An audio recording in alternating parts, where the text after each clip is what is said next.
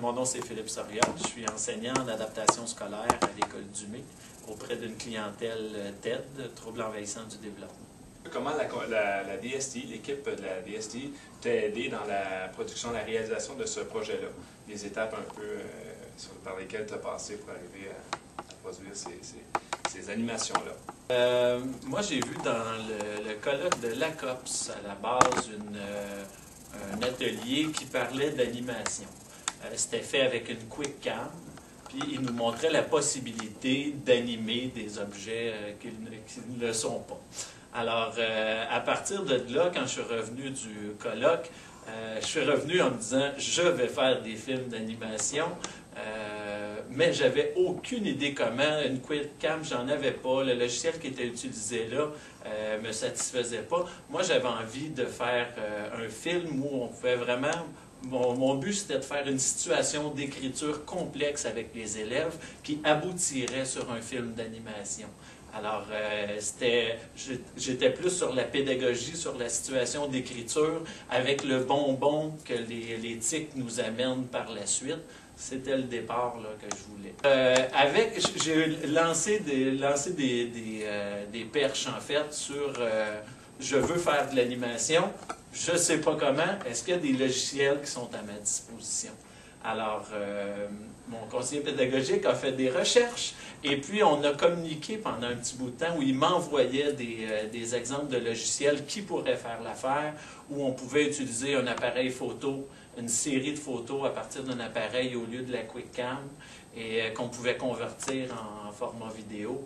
Après ça, ça a été sur le montage vidéo là, avec Movie Maker. On a essayé de voir quel logiciel nous permettrait de faire le montage. Pour finalement, j'arrête mon choix parce que c'est moi qui allais le vivre. Alors, mon CP me proposait des choses. Et puis, pour arrêter mon choix sur FMP 1.44 pour l'animation. Et puis, Movie Maker pour faire le montage. Alors, une fois que le choix s'est arrêté là-dessus, les logiciels, quand on fait un projet comme ça, nous sont mis à la disposition de tous les enseignants via le menu APO CSSMI. Alors, moi, c'est sûr que j'ai fait ce projet-là l'année passée. Quand ça a été le temps cette année de le refaire, mais je suis passé par le menu APO CSSMI et les logiciels que j'ai découverts par l'entremise de ce projet-là sont maintenant disponibles. Ils sont disponibles à tous les enseignants. Le délai avant qu'il soit accessible, ces logiciels-là, est-ce que c'est très rapide. J'ai eu plusieurs fois des projets comme ça. Par exemple, avec notre caméra vidéo qu'on a achetée, je me suis rendu compte que les films qu'on prenait, on ne pouvait pas les lire de n'importe où. Ça prenait le logiciel de la compagnie JVC. Alors, j'ai fait appel à mon conseiller pédagogique. Il m'a dit, oui, il y a un produit libre, ça s'appelle Super. C'est un produit libre que vous pourriez utiliser. Dans la journée même, si ma mémoire est bonne, c'était disponible. Même sur toutes les postes, comment ça fonctionne un petit peu sur ce... Par le menu APO CSSMI, c'est instantané. Aussitôt que le conseiller pédagogique dit « OK, je te le mets dans le menu APO CSSMI », à partir de là, c'est disponible sur n'importe quel ordinateur, là, que je sois à la salle des profs, que je sois au laboratoire, que je sois dans ma classe, via le menu APO, les logiciels sont tous là. Alors, c'est instantané une fois que la personne s'en occupe en haut, puis c'est disponible partout pour tout le monde. Là, et c'est la même version qu'on soit à n'importe quel ordinateur. Donc, moi, quand je parle d'un projet à un autre collègue, bien, il peut avoir accès à ces logiciels-là. Ça, est-ce que c'est quelque chose qui t'encourage à faire d'autres projets? C'est-tu quelque chose qui étant donné que c'est simple comme ça, est-ce que c'est quelque chose, on peut dire que c'est quelque chose qui va t'encourager à partir des projets, étant donné que tu as accès rapidement au... Sans aucun doute.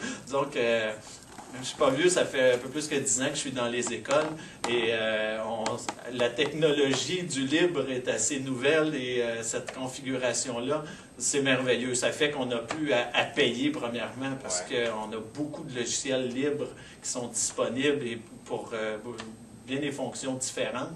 Alors, définitivement que ce qui est décourageant dans les projets en informatique, c'est quand ça ne fonctionne pas, c'est quand on n'a pas assez d'argent, c'est quand on n'a pas le bon logiciel. Alors avec ça, il y a une multitude là, de logiciels pour faire du photoroman, pour faire de la conversion vidéo, pour faire de l'animation comme ça. Alors, c'est certain que c'est encourageant, puis ça donne le goût d'en refaire quand on n'a pas à se buter, là, à se battre avec les ordinateurs, puis avec les techniciens qui vont-tu passer pour installer le logiciel. C'est bien le fun.